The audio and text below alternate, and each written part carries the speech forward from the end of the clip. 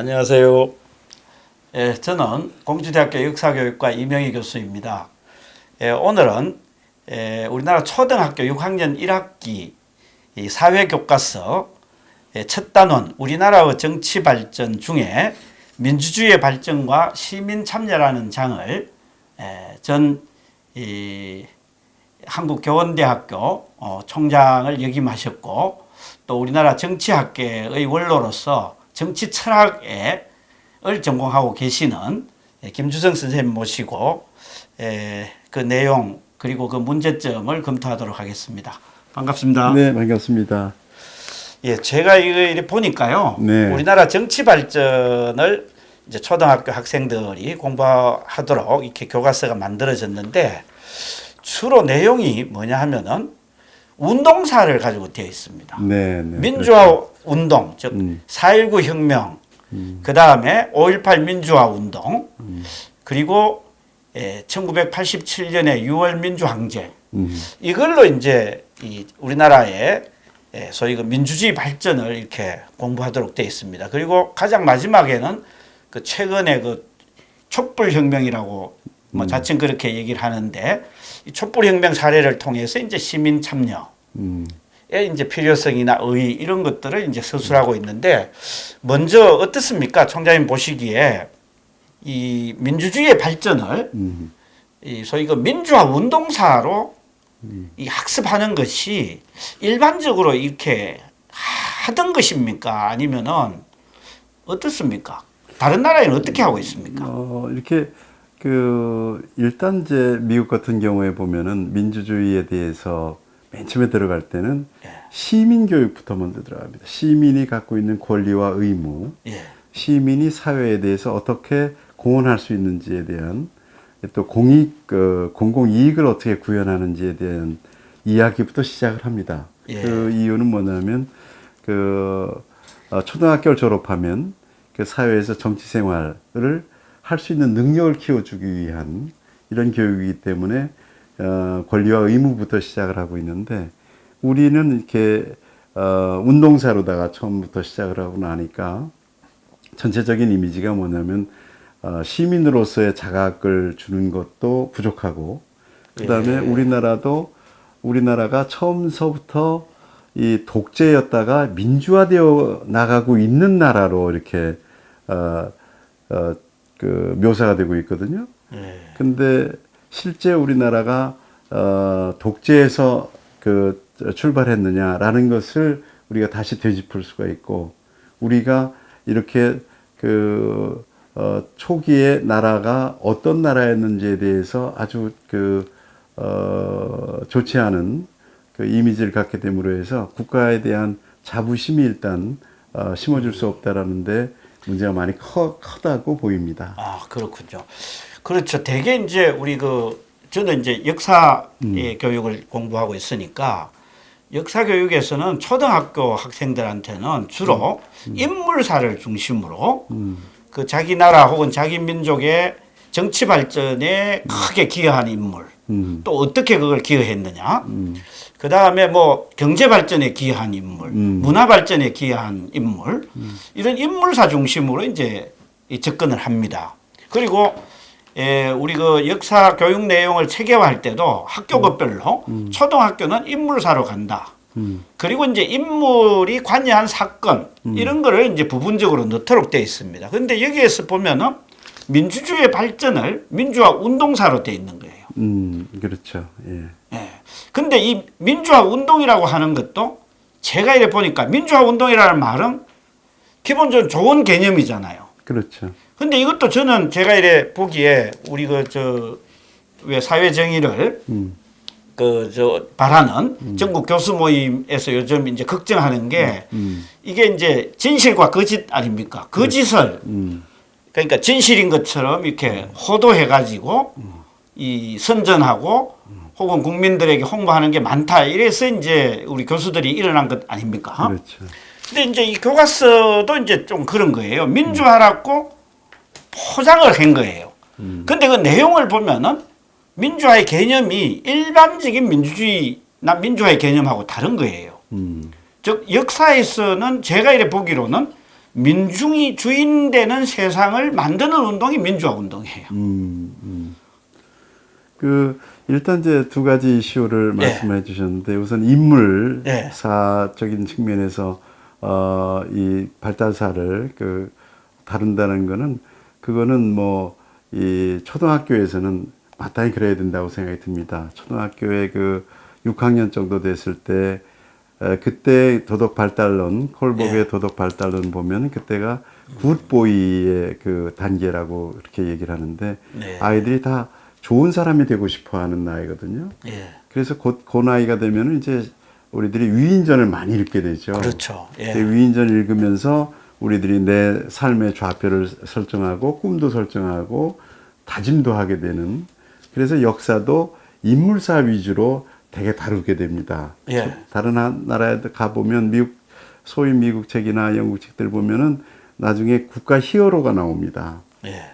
그 얘기는 뭐냐면 이 나라를 건설한 분이 누구고 그분의 꿈이 뭐였고 그분의 생각이 뭐였고 활동이 뭐였는지를 가르쳐 주면서 민주주의에 대해서 가르치죠. 미국 예. 같은 경우에는 뭐 대표적으로 워싱턴하고 링컨을 많이 가르치는데 우리 같은 경우에 보면은 이 영웅이 나오질 않고 이 이승만 대통령도 처음부터 독재를 한 분으로 예. 박정희 대통령도 독재를 위해서만 정치를 한 분으로 이렇게 묘사가 돼서 일종의 아이들이 삶의 좌표를 설정하는데 어찌 보면 혼란을 일으키는 저희가 되고 국가 이미지나 우리 자기 자신이 또 가야 될 모범 삼아야 될 인물들이 나오질 않으니까 이런 면에서 보게 되면 우리 초등학생들은 좀 불행하다고 보이지 않나 하는 생각도 갖게 됩니다. 예, 지금 제가 실제로 이 초등학교 교과서 한 문장을 읽어보겠습니다. 처음 이제 이 4.19 운동을 이제 배우는데 이게 핵심적인 문장 같습니다. 우리나라의 첫 대통령이었던 이승만은 헌법을 바꿔가며 계속 대통령이 되어 독재 정치를 이어나갔다.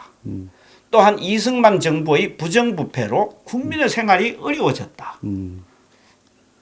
여기에서는 이제 이승만 대통령이 헌법을 바꿔가며보다도 이승만 대통령이 헌법을 제정하는데 건국하는데 굉장한 공헌을 하신 분이죠. 그렇죠. 그것도 그 헌법이 민주주의 헌법을 만드는 그분이 정말 그 공헌이 없었으면 대한민국 자체가 민주주의로 성립되기 어려울 정도로 많은 어려움을 겪은 분인데 그 부분이 전혀 강조가 되지 않고 아니면 언급조차 되지 않고 단지 그 독재를 하기 위해서 정치를 이어갔다라고 보는 것은 너무나 그 역사적인 현실을 왜곡하고 있는 달리 얘기하고 있는 거고. 근데 정치 철학적으로 볼 때 이승만 대통령께서 헌법을 바꾼 건 사실이잖아요. 그렇죠. 그리고 대통령을 여러 번에 걸쳐서 하신 건 사실이잖아요. 그렇죠. 그런데 그렇다고 해가 그걸 독재 정치라고 할 수 있습니까?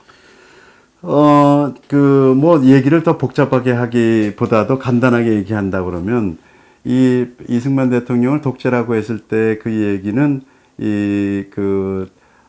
대통령 선거를 맨 처음에는 국회에서 간접 선거를 하다가 예. 직접 선거로 바꿨거든요. 예. 그 과정에서 그걸 반대했던 세력들에 의해서 이 독재자로 취급되셨고 또 그때 이제 민주주의를 해나가는 과정에서 직접 그 선거냐 간접 선거냐라는 그 갈등 속에서 일어난 부분인데 그 부분이 물론 합법적으로 다 이루어진 건 아닙니다. 그러나 당시에 봐서 우리 국민 전체가 민주주의가 뭔지도 몰랐고 헌법을 새로 이제 설립해서 정치를 했을 때 신생국으로서의 어려움이 굉장히 많았습니다.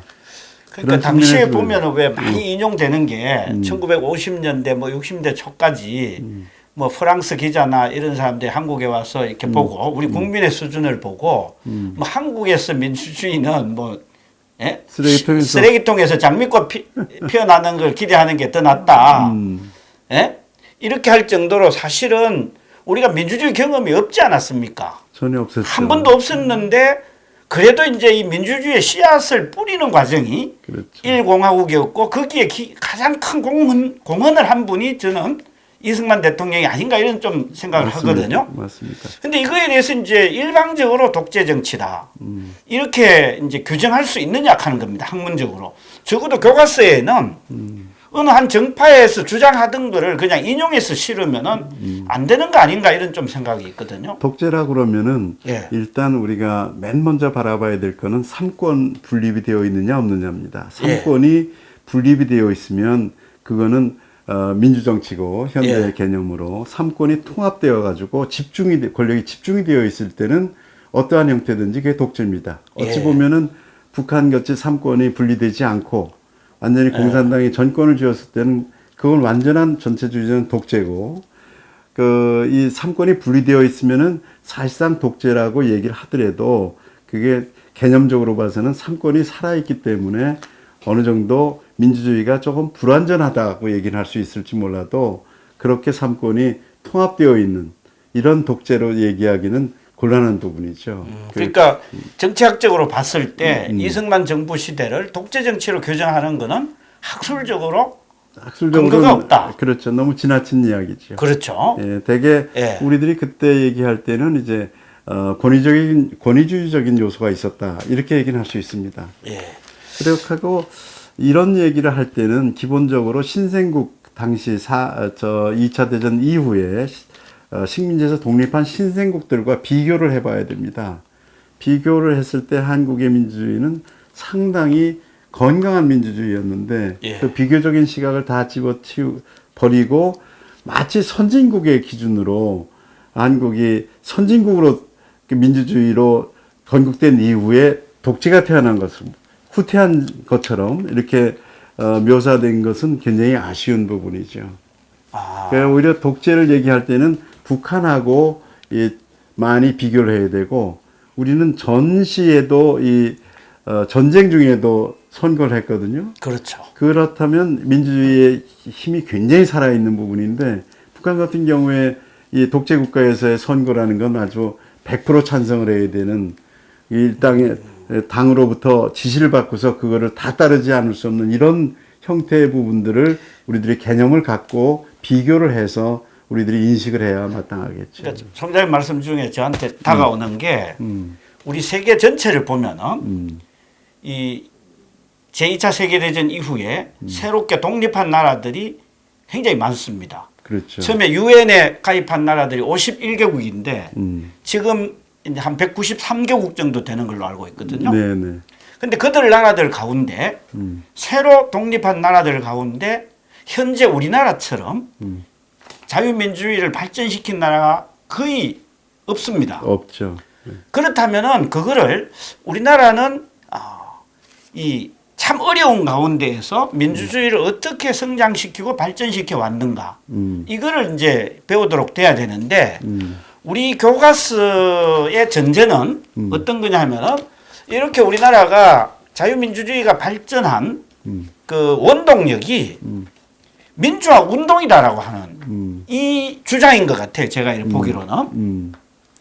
그런데 어떻습니까? 그게 우리나라의 민주주의가 발전한 거는 우리 이 학문적으로 첫째 봤을 때 어떻게 이제 정리가 됩니까? 대한민국에서 이 다른 어떤 신생국들이 이룩하지 못한 민주화를 달성한 가장 큰 배경이라고 할까? 요인. 이걸 우리가 아이들한테도 가르치긴 가르쳐야 되잖아요. 그렇죠. 예? 그랬을 때 이제 일반적으로 보면은 이런 민주주의를 가능하게 한 인물이 뭐 한두 명은 아니지 않겠습니까? 그렇죠. 예. 이 초기에 50년대에는 뭐 가령 예를 들어서 이승만 대통령이 있으니까 이승만 대통령이 어떤 노력을 했느냐. 그 당시에 국민들은 또 어떻게 노력을 했느냐. 그다음에 60년대 그 역사도 예를 들어서 주로 이제 산업화 여기에 이제 중점을 기울이지 않았습니까? 60년대, 그렇죠. 70년대. 그게 민주주의에 어떤 기여를 했느냐. 뭐 이렇게 해서 이제 점차적으로 민주주의가 발전되어 오는 과정으로서 현재 우리를 이해하도록 하는 게 정상적이지 않는가 이런 생각이 드는데 네. 이렇게 가면 어떤 문제점이 좀 있습니까? 본래 이제 민주주의가 신생국에서 민주주의가 태어났을 때 민주주의가 과연 발전할 수 있느냐 굉장히 큰 퀘스천이었죠. 예. 그 중에서 한국이 유일하게 성공한 나라죠. 민주화도 성공했고 이 산업화에서 경제도 성장을 해서 산업화와 민주화를 동시에 성공시킨 나라로서 원조 받던 나라가 원조 하는 나라로 바뀐 나라는 우리밖에 그렇죠. 없습니다. 예, 예. 그렇다면 한국은 건국했을 때부터 다른 나라하고 상당히 다른 길을 걸어왔다는 것을 우리가 발견해야 됩니다. 예. 한국에서 이승만 대통령이 집권하자마자 이제 6.25 전쟁이 터졌지 않습니까? 이 국가 안보라는 것은 가장 중요한 것이라서 독재자들이 제일 먼저 거론하는 게 국가 안보입니다.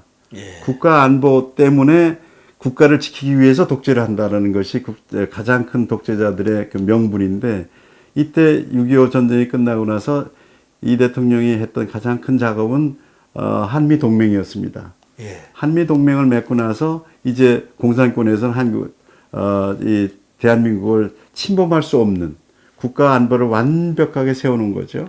예. 그 다음서부터 나온 숙제가 경제 발전이었습니다. 예. 이 교과서에서는 이승만 대통령이 시대에 부정부패 해가지고, 뭐 부정부패가 없었던 건 아니죠. 신생국가에 다 있었으니까. 예. 그런데 여기에 국민 생활이 피폐 어려워졌다라고 설명됐지 않습니까? 예, 예, 그렇죠. 부정부패로 국민생활. 국민이 어려워졌다 그러는데 이 말은 진실이 아닙니다.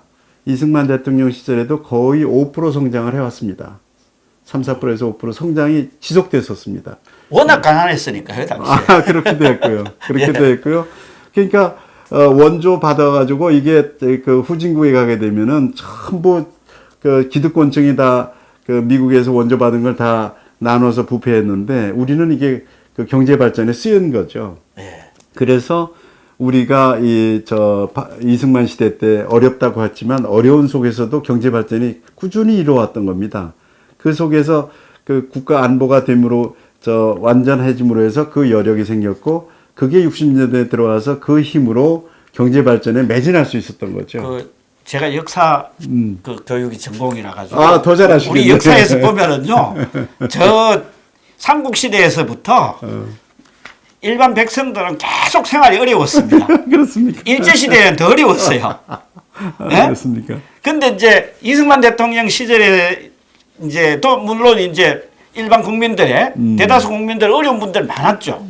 그런데 여기에는 부정부패 때문에 국민 생활이 어려워졌다. 이렇게 되는 거예요.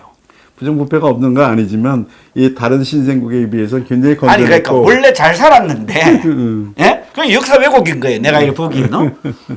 이승만 대통령의 부정부패만 아니면은 잘 살고 있었던 국민들인데 부정부패가 있었기 때문에 어려워졌다. 근데 조선시대도 계속 부정부패거든요.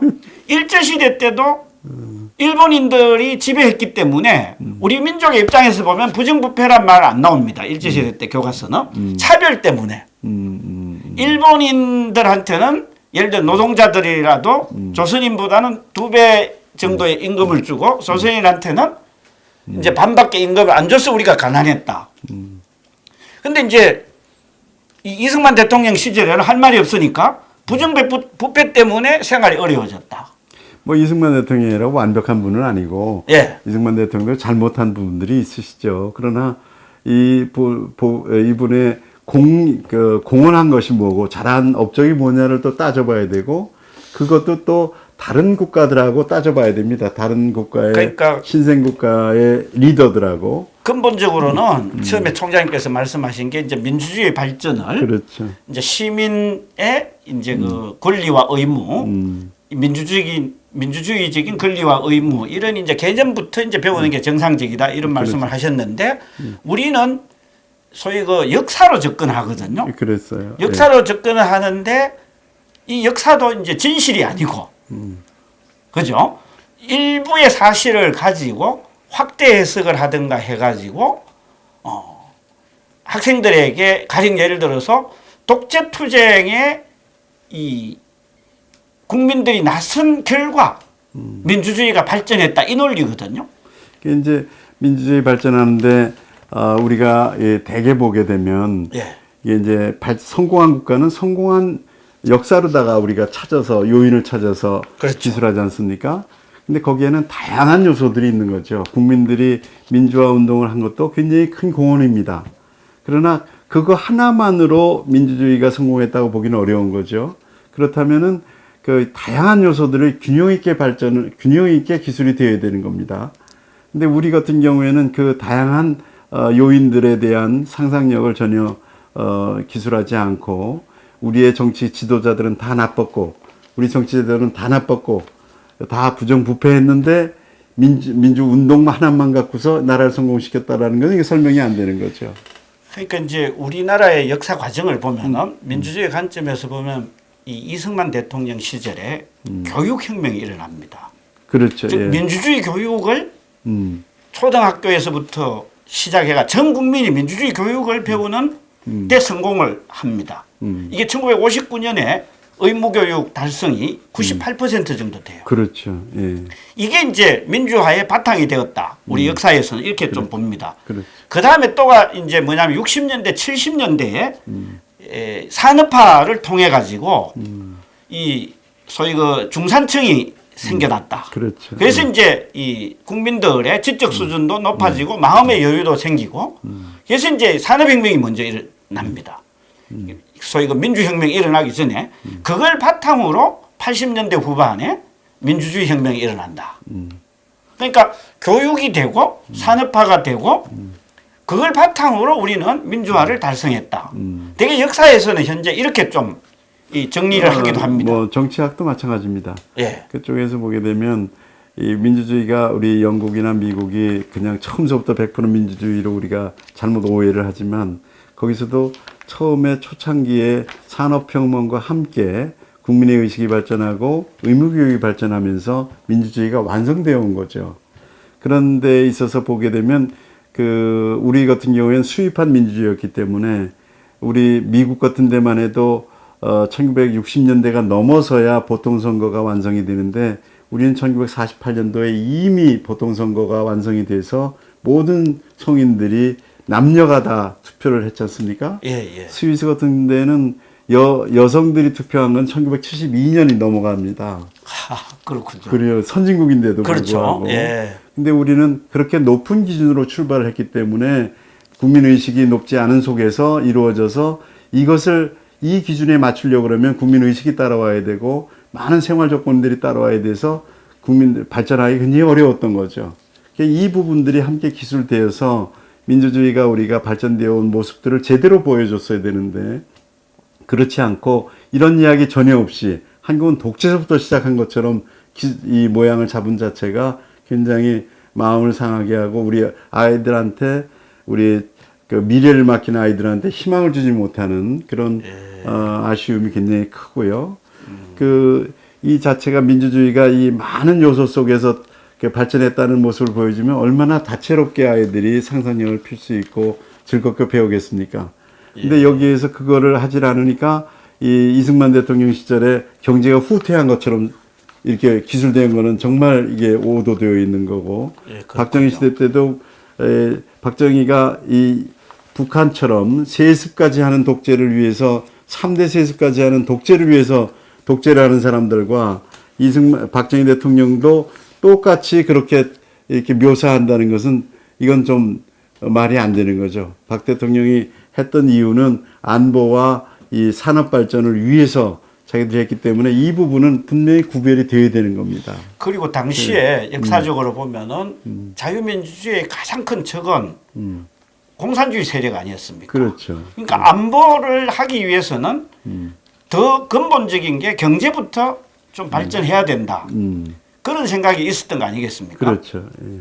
예. 그게 이제 전 세계에 지금 우리들이 알지만 후진국에서 이렇게 신생국이 경제 발전을 거쳐서 그 민주주의가 완성된 그 모범적인 항로를 쫓은 나라는 한국밖에 없습니다.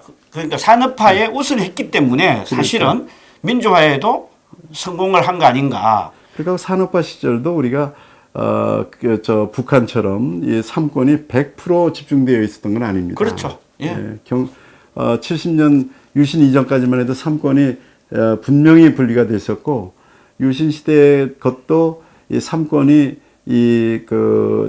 완전히 이 통합돼서 전체주의적인 독재적인 그런 모습은 아니었습니다. 그런 부분에 대해서 우리 국가를 우리가 흘러온 부분에 약점도 있지만 강점, 우리가 어떻게 이렇게 성공했느냐를 밝히려면 그런 부분들에 대한 감수성들이 아이들한테 많이 키워져야 그렇죠. 이게 그 역사에 대한 풍부한 그 인식을 갖고 이 자신을 갖고 이 나라를 끌고 갈 수 있지 않겠냐. 그 다음에 이제 우리 교과서를 보면은 이제 5.18이 나오거든요. 네. 민주주의 발전에서 이제 4.19가 나오고 5.18이 나오는데 5.18의 가장 좀 대표적인 그 문장을 또 하나 읽어보면은 5.18 민주화 운동은 부당한 정권에 맞서 민주주의를 지키려는 시민들과 학생들의 의지를 보여준다. 이렇게 이제 얘기를 합니다. 그렇죠. 이걸 뭐 완전히 틀렸다고는 할 수 없지만은 이거를 우리나라 초등학생들이 한국의 민주주의 발전을 배우는 데 있어서 이렇게 배우면은 어떤 문제가 좀 생길 수 있습니까? 뭐 여기에서 이제 민주화 운동을 예. 뭐 부당한 권력 그 당시에 이제 그 쿠데타로 권력을 잡았었던 전두환 정권이었기 때문에 이런 이야기는 뭐 할 수 있을 겁니다. 예. 그러나 민주주의를 지키려는 시민들이라고 했을 때 민주주의는 우리가 본래 민주주의가 이것도 큰 과정 속의 하나지 본래 우리 민주주의는 완벽했고 이게 이제 무너지니까 민주주의를 지킨다라는 이 시각으로 바라보게 되면 우리들은 이 처음서부터 선진국이었던 셈이 되는 거죠. 예. 그렇게 되면은 민주주의 발전에 대한 감성이 많이 떨어지는 부분이 하나 생기고 그런 부분에 대해서 좀 더 진실을 가르치려고 그러면 이 민주주의의 그 발전 조건들이나 초기에 우리들의 어려움들이 함께 게재되는 풍부한 문장으로 다시 재구성되어야 된다고 생각이 듭니다. 그리고 또 하나 여기서 민주주의를 지킨다기보다 완성하기 위한 길인데 예. 완성하기 위해서 지킨다는 것보다 완성하기 위해서 우리들이 노력한 이 시민들과 학생운동들이 얼마나 위대합니까? 그런데 여기에서 사실 이 민주주의는 자유민주주의였다라는 부분이 좀 더 강조돼야 됩니다. 예. 그렇지 않으면은 북한처럼 인민민주주의도 민주주의란 말이 되기 때문에 여기에서 우리들이 쭉 기술할 때 전체가 자유민주주의와 인민민주주의를 구분해서 민주주의라는 것은 우리가 왔던 길은 자유민주주의를 완성하려고 했었던 열망이 여기에 담겨져야 된다고 생각이 듭니다. 그저 민주주의 하나로만 얘기를 하게 되면 이게 자유민주주의인지 인민민주주의 알 수 없지 않습니까? 프롤레타리안 민주주의도 있지 않습니까? 우리- 스탈린도 민주주의라고 그랬잖아요.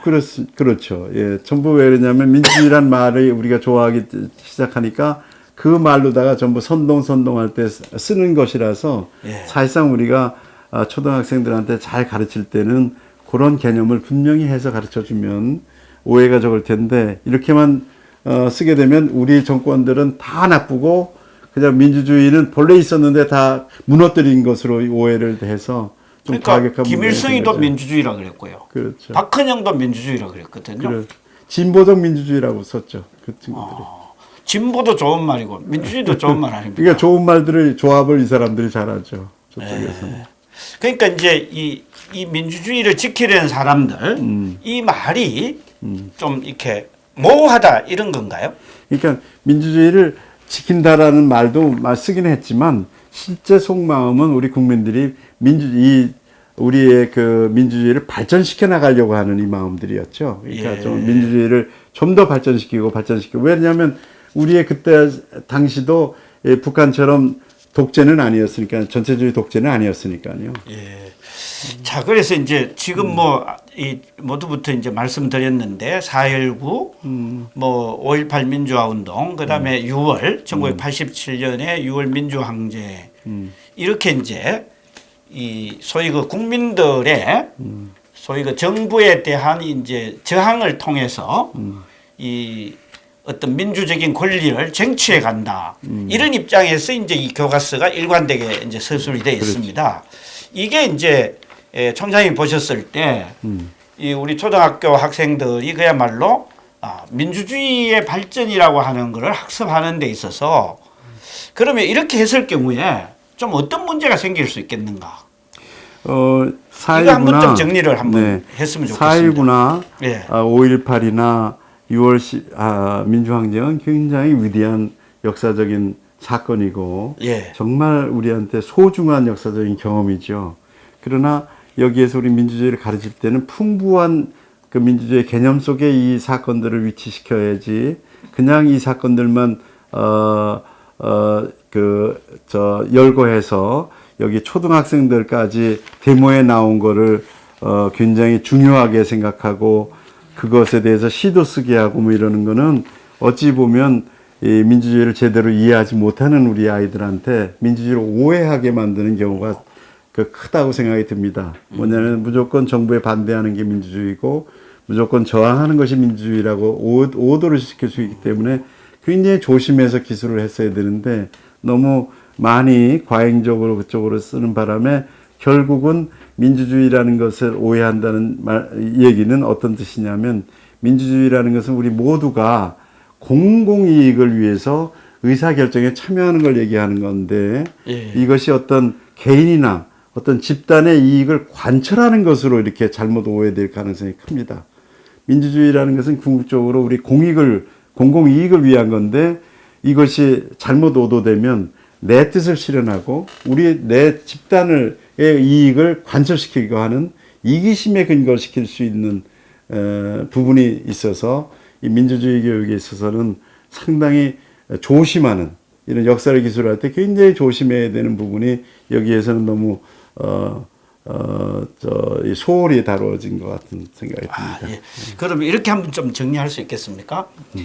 이 우리나라 그 학생들이 민주주의의 발전을 배우는데 이 운동으로 접근하는 거 이것도 역사적 사실에 의거해서 하기보다는 자의적으로 해석해서 이제 운동사로 접근하는 거 이것도 이제 문제이고 그다음에 두 번째 문제는 그 민주주의 발전을 운동사로만 접근하게 될 경우에는 큰 문제가 생긴다.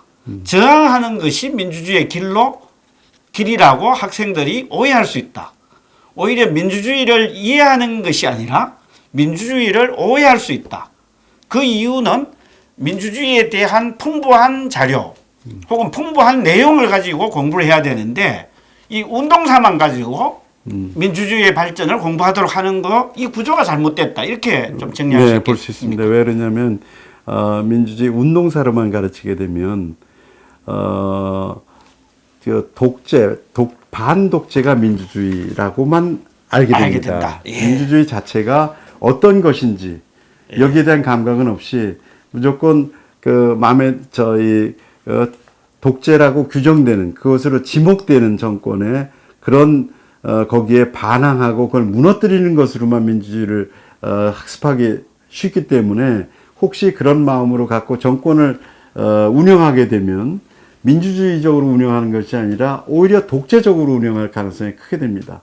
민주주의에 대한 풍부한 감성을 갖지 않고 운동사로만 배웠기 때문에 그런 부분들은 우리들이 많이 지금 느끼지만 우리 민주운동을 했다는 분들이 지금 정권을 잡고 있는 현실을 바라보게 되면 많은 아쉬움이 있지 않습니까? 예. 왜 그러냐면 민주주의에 대해서 풍부한 감성이나 감각이나 개념을 갖지 않고 투쟁하고 무너뜨리는 데만 생각을 했기 때문에 이 민주주의 운영 방식에 대한 상상력이 전혀 펴지질 않고 거기에 대한 스스로의 원칙과 내용들을 갖추지 못해서 벌어지는 일들이죠. 이게 저는 굉장히 위험하다는 생각이 듭니다. 걱정이 많이 됩니다. 그 부분에 대해서. 저도 이제 이 교과서를 보면서 야 이거 이렇게 써가지고 되겠느냐 이런 좀 이 생각을 하면서 보게 됐는데 오늘 그 총장님 말씀을 통해서 좀 이렇게 정리할 수 있을 것 같습니다. 민주화 운동을 가지고 민주주의 발전을 배우게 되면은 반독재하는 것이 어떻게 보면 독자가 아닐 수도 있어요. 반권력이 혹은 반권위가 민주주의다. 이렇게 오해된 개념을 형성할 수 있다. 그래서 그걸 순환론법이라고 그러는데 예. 반민주가 독재고 반독재가 민주가 되게 되면 서로의 개념이 없는 거죠. 양쪽에. 그래서 혹시 다른 기회가 있으면 민주주의 개념에 대해서 한번 얘기를 좀 더 깊이 나눌 수 있는 기회가 있었으면 좋겠습니다. 오늘은 그럼 이걸로 하고 네. 다음 기회에 우리 초등학교 학생들이 배워야 될 민주주의 개념 어떻게 배워야 되는가 이거를 가지고 총장님 모시고 또 한 번 더 그러십시다. 말씀 듣도록 하겠습니다. 네. 오늘 감사합니다. 네, 수고 감사합니다. 많으셨습니다. 예.